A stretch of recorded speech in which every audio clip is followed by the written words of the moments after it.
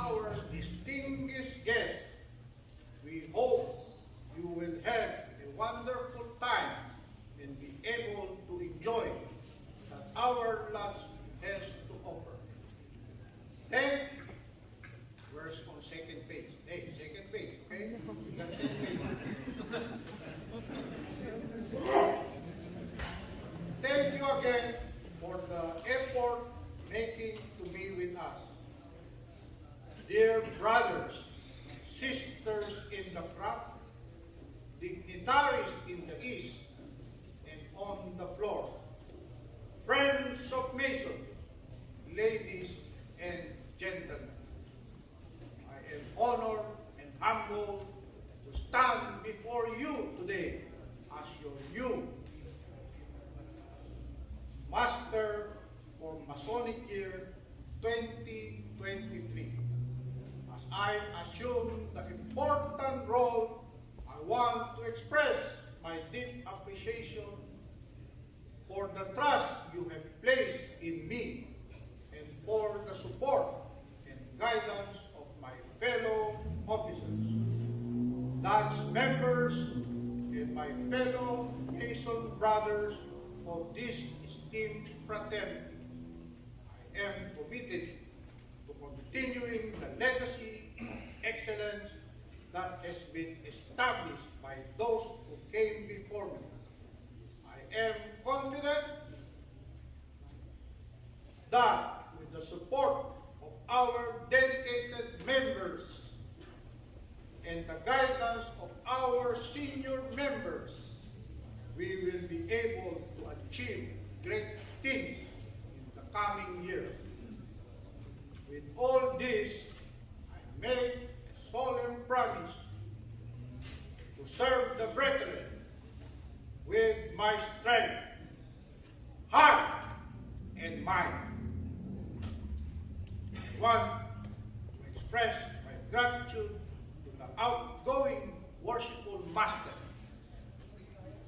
for his leadership and guidance over the last year. Without his dedication and hard work, our lodge would not be where it is today. As a worshipful master, it is my truly duty to lead and guide our fraternity with wisdom, integrity, and compassion. I am committed to upholding the principles and values of Freemasonry and to creating a positive, inclusive, and supportive environment for our members. I truly believe that the bonds of brotherhood that we share within the craft are found on the principle of charity, tolerance, and mutual respect. I understand that this is a time of great challenge and uncertainty, but I also believe that it is a time of great opportunity.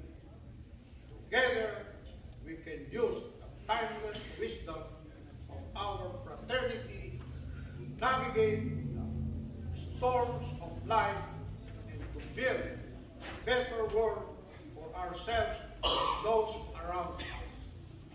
With this law being said, I am humbly soliciting your help and support for the coming year.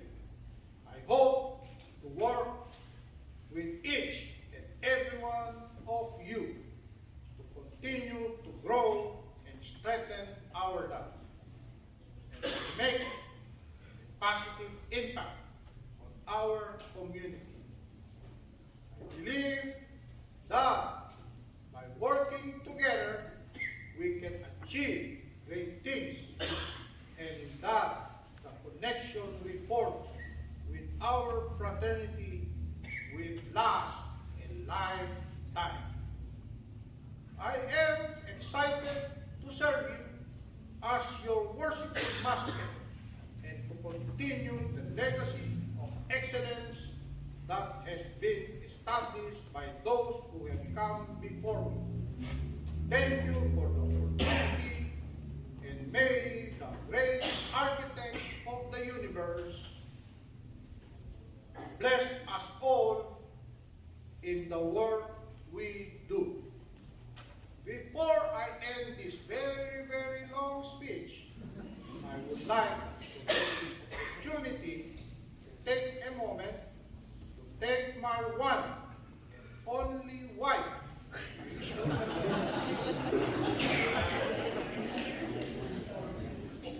Lydia, for all the love and support she has given me throughout our 44 years of marriage.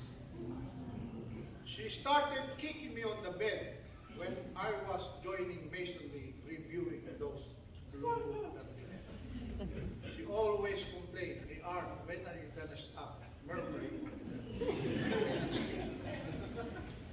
Up to last night, we were in bed. I'm still murmuring. For this long, long speech, she went to another room that I rented at Airbnb, and it's 4-bedroom house. She decided to move out. Lydia, I'm expecting that last night.